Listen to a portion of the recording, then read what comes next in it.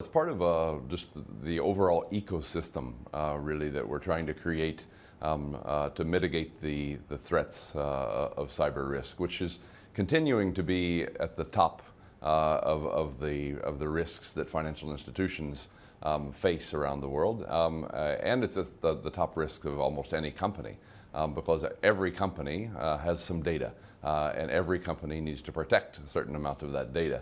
And that's a growing area of concern.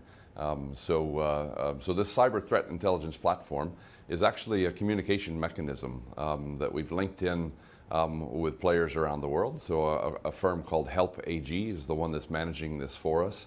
It's a public-private partnership, so we have worked together with the firms in the center to make this intelligence platform something that they can share threat information with the greater community and with the UAE and Dubai authorities, and hopefully we can prevent cyber attacks, or at least mitigate their effects. And Bryan, we know these risks are growing, but they're not necessarily new. So I wanted to understand a bit more about what you're responding to specifically. Have you seen an increased level of threat towards the DIFC specifically?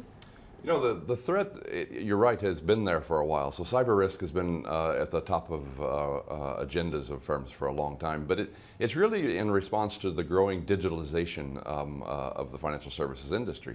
And that presents obviously new opportunities. It definitely responds to the demands of customers who want to be able to do transactions 24/7 at any point in time. But with that increasing digitalization and those opportunities comes a different element of risks. And regulators and the firms need to respond to those new risk areas. And when it comes to responding, it's interesting because when you look at the cases that have happened in the past, the response from businesses has been mostly reactive. They respond after the attack takes place. That's right. So how will this new platform help them to be more reactive to these threats, or perhaps more proactive, I should say? And it's a little bit of both, because for someone to enter a threat onto the system, or an attack onto the system, that's a little bit of a reaction. But what it helps to do, I mean, we have over 500 firms in the center, so if one firm reports a threat or a potential attack, then there's 499 others who can look at their defense systems and make sure that they don't have that same vulnerability. Bryan, Matt also has a question for you. Sure.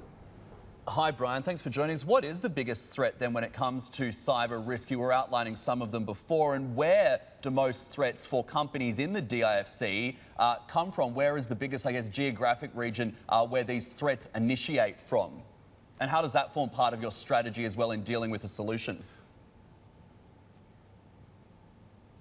Well, as you know, Matt, the DIFC is a global financial hub of activity. We've now moved up to 8th place on the Global Financial Centers Index, and what that represents is that we're part of the global ecosystem for cyber risk, or for a multitude of other risks.